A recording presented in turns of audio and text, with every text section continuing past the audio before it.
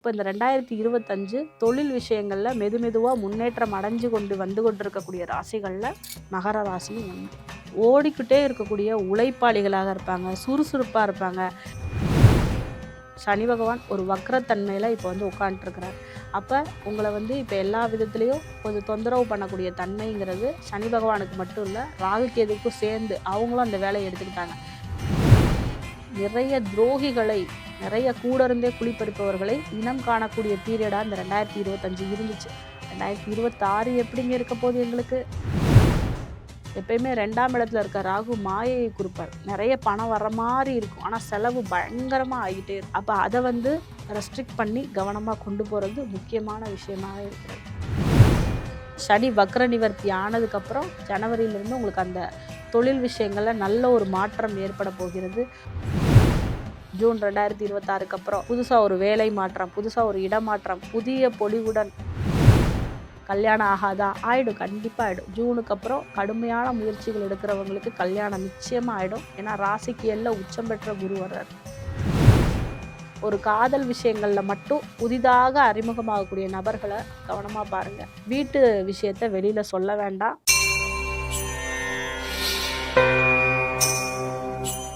மகர ராசி நேயர்களே, இந்த 2026 எப்படி உங்களுக்கு இருக்க போகுது அப்படின்னு சொல்லிட்டு உங்களுடைய பலன்களை இந்த பதிவில் பார்க்கலாங்க.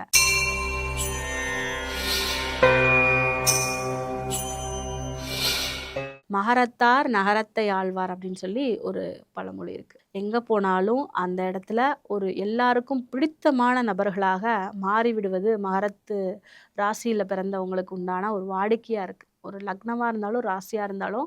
ஆனால் இந்த குடும்பத்தில் பித்ருதோஷம் அதிகமாக இருக்கும். ஒரு பித்ருதோஷம் அதிகமான குடும்பத்தில் தான் இந்த குழந்தைங்க மகர ராசியாக இருக்கட்டும், லக்னமாகட்டும் பிறப்பாங்க.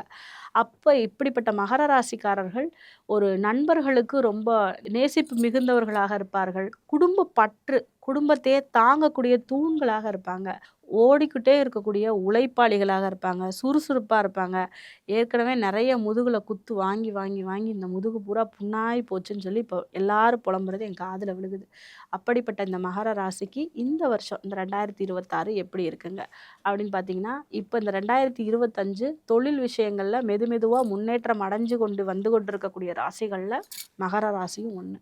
ஏன்னா ஏற்கனவே சனி பகவான் உங்களை விட்டு வெளியில் போனாலும் அடமலை விட்டாலும் தூவான விடாத கதையாக சனி பகவான் ஒரு வக்ரத்தன்மையில் இப்போ உட்காந்துருக்கிறாரு.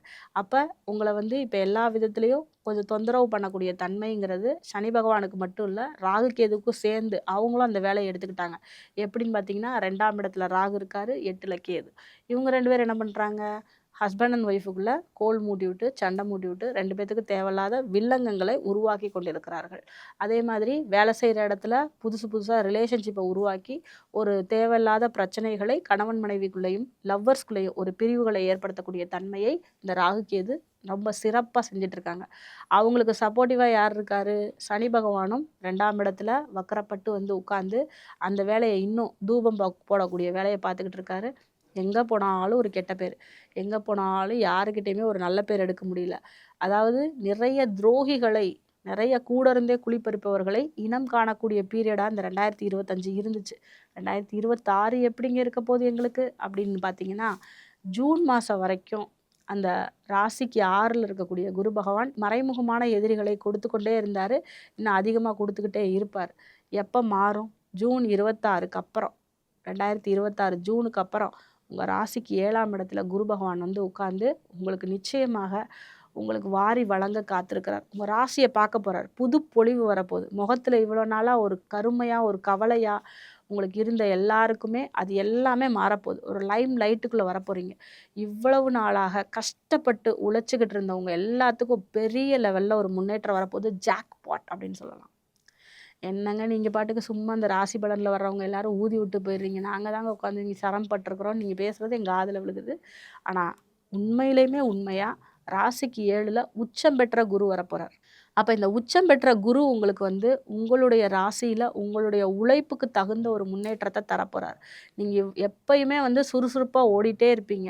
அப்போ இந்த காலகட்டம் அப்படிங்கிறது உங்களோட ரிவார்ட்ஸுக்கு நீங்கள் வெயிட் பண்ணுங்கள். இவ்வளோ நாளாக ஒரு இராணுவத்துறையிலே இருக்கீங்கன்னு வச்சுக்கோங்க, உங்களுக்கு உண்டான ஒரு ரெகக்னிஷன் கிடைக்கலனா இப்போ ரெடியாக இருந்துக்கங்க, உங்களுக்கு அந்த மெடல் கிடைக்க போகுது.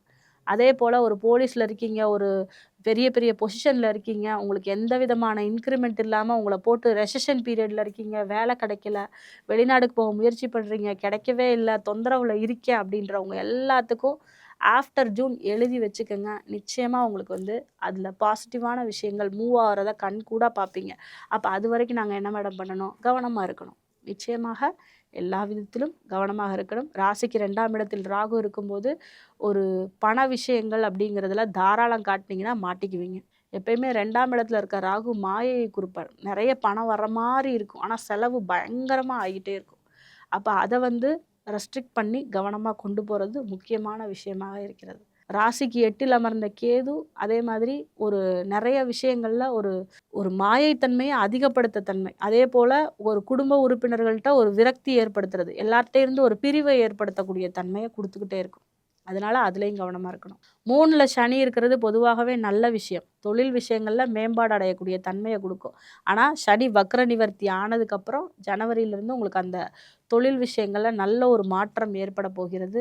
ஒரு சிறப்பான ஒரு எதிர்காலம் அப்படிங்கிறது வந்து 2026ல் இருக்க போகுது. ஸ்டார்டிங்லேருந்தே அப்படி தான் இருக்கும். ஜூனுக்கு அப்புறம் ரொம்ப சிறப்பாக இந்த 2026 உங்களுக்கு மாறப்போகுதுங்கிறதுல மாற்று கருத்தே இல்லை.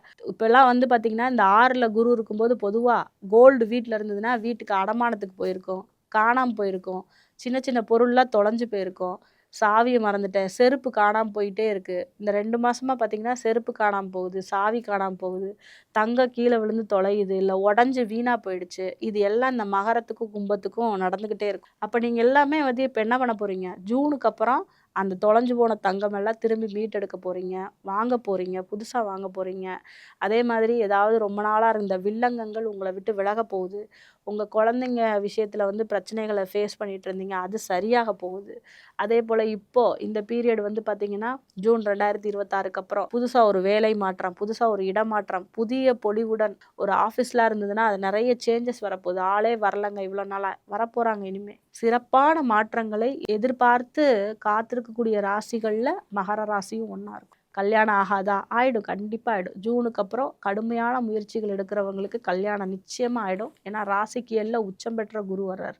ஸோ பொதுவாக வந்து அந்த இடத்துல குரு தனித்து நிற்கும்போது உங்களுக்கு தரப்போகிறதில்ல. உங்கள் ஜாதகமும் அதை உறுதிப்படுத்துது அப்படின்னா நிச்சயமாக அந்த குரு உங்களுக்கு தருவதற்கு தயாராக இருப்பார். அதே மாதிரி இந்த ஐவிஎஃப்க்கு வெயிட் பண்ணுறவங்களும் இந்த பீரியடை யூஸ் பண்ணிக்கலாம் ஆஃப்டர் ஜூன். ஆனால் நான் சொல்கிற ஒரே விஷயந்தான், நல்ல முகூர்த்தம் எடுத்துக்கோங்க, உங்கள் சுயஜாதகத்தையும் பார்த்துக்கோங்க. அதற்கு தகுந்த முயற்சிகளை எடுக்கும்போது நிச்சயமாக வெற்றிகளை பெறுவீர்கள். குழந்தைங்களா இருக்கீங்க, படிச்சுக்கிட்டு இருக்கீங்க, போட்டித் தேர்வுகளுக்கு தயாராகிறீங்க அப்படின்னா ஜூன் மாதம் 2026க்கு அப்புறம் சகல விதத்திலையும் வெற்றியை தரக்கூடிய காலகட்டமாக இருக்கும். அந்த அடுத்து வந்து பார்க்கும்போது அரசியல்வாதிகளை பொறுத்தளவு மாங்குன்னு என் கட்சிக்காக உழைத்து தந்துக்கிட்டே இருக்கேங்க, குடும்பத்தினருக்காக உழைச்சி தரேங்க, எனக்குன்னு நான் எதுவுமே எடுத்து வைக்கலைங்க. ஏன்னா இந்த மகர ராசி ஒரு தியாக ராசி, எங்கே போனாலும் தியாகம் பண்ணிகிட்டே இருக்கும். அப்போ அப்படி இருக்கக்கூடிய தியாகத்தை ஒருவரும் மதிக்க மாட்றாங்க. முடிந்தளவு தேசப்பற்று ரொம்ப அதிகமாக இருக்கும் மகர ராசிக்காரர்கள்ட்ட. நீங்கள் வந்து பார்த்தீங்கன்னா இந்த சிம்மம், மகரம் இதெல்லாம் வந்து பார்த்தீங்கன்னா நாட்டுப்பற்று ரொம்ப அதிகமாக இருக்கவங்களா இருப்பாங்க. ஒரு எங்கேயாவது வந்து ஒரு தேசிய கீதம் ஒலிக்குது அப்படின்னா அப்படியே கரெக்டாக நிற்கக்கூடியவங்களா இருப்பாங்க இவங்க. அப்படி இருக்க உங்களுக்கு ஒரு அரசியல்வாதியாக இருந்தீங்கன்னா நீங்கள் ஒரு லைம் லைட்டுக்குள்ளே கண்டிப்பாக வரப்போகிறீங்க. ஆஃப்டர் ஜூன் 2026 எழுதி வச்சுக்கோங்க. ரொம்ப சிறப்பான ஒரு ஆண்டாக மகர ராசிக்கு ஜூன் 2026க்கு அப்புறம் மாறப்போகுது. வாழ்க்கை தரம் உயரப்போகிறது. நடந்து போயிட்டுருக்கவங்களாம் காரில் போவீங்க, உங்களோட ஜாதக அமைப்புக்கு ஏற்ற மாதிரி. ஏன்னா எப்பயுமே வந்து ஒரு ஃபால்ஸ் ஹோப்புங்கிறத நான் தரவே மாட்டேன். என்னுடைய வாடிக்கையாளர்களுக்கு அவர்களுடைய ஜாதக விஷயங்கள் ரொம்ப சிறப்பாக இருக்க பட்சத்தில் 2 வீலரில் போகிற எல்லோரும் காரில் போவீங்க.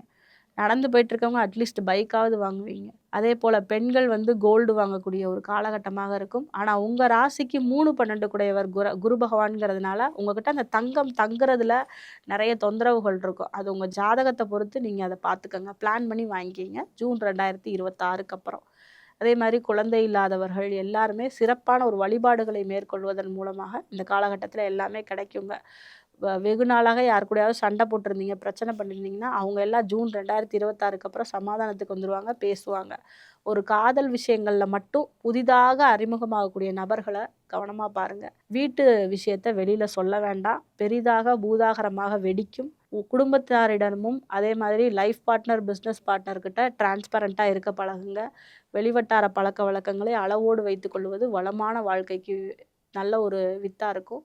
வெளியில சாப்பிடுற விஷயங்கள்ல கவனமா இருங்க. ராசிக்கு 2ல ராகு இருக்கிறதுனால, வெளியில போகக்கூடிய டிராவல், சாப்பாடு இந்த விஷயத்துல கவனமா இல்ல அப்படின்னா, அதுல மாட்டிக்குவீங்க. ஃபுட் பாய்சன் ஆகக்கூடிய தன்மையை கொடுக்கும். ஸோ சகல விதத்திலயும் உங்களுக்கு வெற்றிகளை தரணும் அப்படின்னு பார்த்தீங்கன்னா, நீங்க வந்து கண்டிப்பான முறையில காவல் தெய்வங்கள், சிறு தெய்வங்களுடைய வழிபாட மேற்கொள்ளுங்க. உங்களோட குலதெய்வ, இஷ்ட தெய்வ வழிபாடுகளையும் மேற்கொள்ளுங்க. உங்களுக்கு ரொம்ப புடிச்ச தெய்வம் எதுவோ அந்த தெய்வத்த வழிபாடு பண்ணுங்க. ஜூன் 2026க்கு அப்புறம் ஒரு வாட்டி திருச்செந்தூர் போயிட்டு வாங்க. ராசிக்கு 7ல குரு உச்சம் பெற்று வர்றாரு.